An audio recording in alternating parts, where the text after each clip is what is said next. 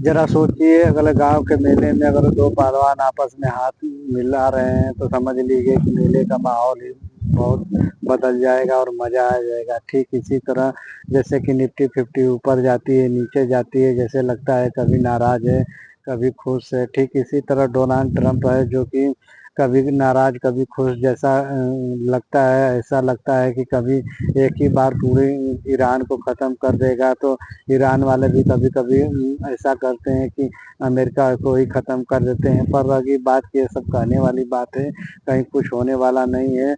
और इससे क्या है कि उन देशों को कहीं ना कहीं फ़ायदा मिल रहा है।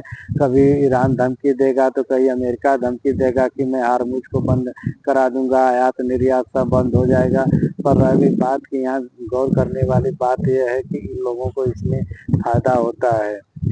कभी पहलवान चित होता है तो कभी पहलवान पट होता है। इसमें क्या है कि सब लोग दाव लगाते हैं, ये लोग बड़े बड़े लोग हैं, इन लोगों के बाद तो पूरी मार्केट हिल जाती है। तो ये आप लोगों को ध्यान देना चाहिए।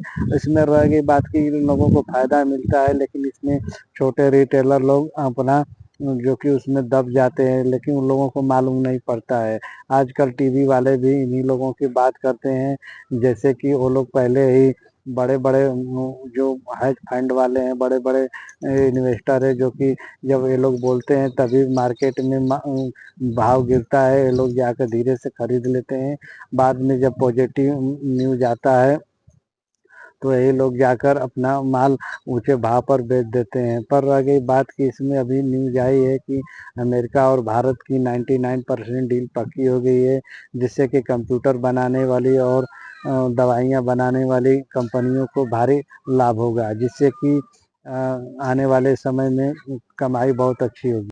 पहलवानों की बात करें तो एक बार हमारे गांव में बहुत मेला लगता है, जो कि हर साल लगता है महाशिवरात्रि का। तो मैं अपने दादाजी से बोला हमें मेला लेकर चलो, घुमा कर लाओ। तो हमारे दादाजी बोले ठीक है लेकर चलता हूँ बेटा, पर हमारे पास पैसा नहीं है। तो उसमें उनके जेब में 5 रुपया था, मुझे किसी तरह मालूम पड़ा, तो हमें कंधे पर लिए और लेकर गए मेला देखने।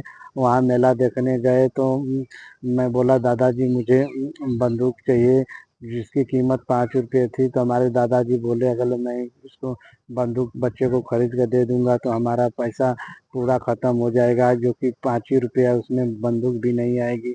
तो हमारे दादाजी मुझे कंधे पर लेकर घूमने लगे। तो एक मेला के थोड़ा सा बाहर वहाँ पर भीड़ बहुत इकट्ठा हुई थी, जो कि वहाँ पे एक अखाड़ा लगा था दंगल, जो कि वहाँ पर देख रहे थे। तो एक पहलवान था जो कि उसके ऊपर 100 रुपये का इनाम था। तो उस पहलवान पर 100 रुपये की बोली लगी थी, जिससे कि हमारे दादाजी गए उस पहलवान से हाथ मिलाए और दंगल शुरू हो गया। और उस पहलवान को हमारे दादाजी उठाकर 5 बार चक्कर लगाकर उसे आराम से पटक दिए, जिससे कि वो 100 रुपये का धनराशि हमारे दादाजी को मिला।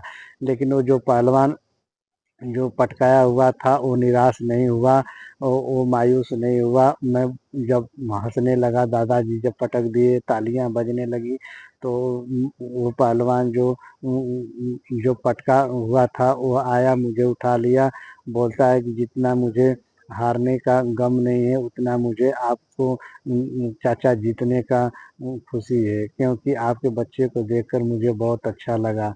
तो फिर वापस दोनों हाथ मिलाए और हम और दादाजी वापस हम घर आए, जो कि जलेबी और जो जो सामान बिकता था उतने पैसे में एडजस्ट करके सब लाए, और दादाजी बचा कर उसमें से 50 रुपया घर भी लाए।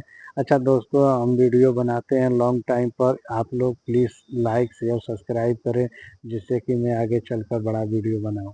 धन्यवाद।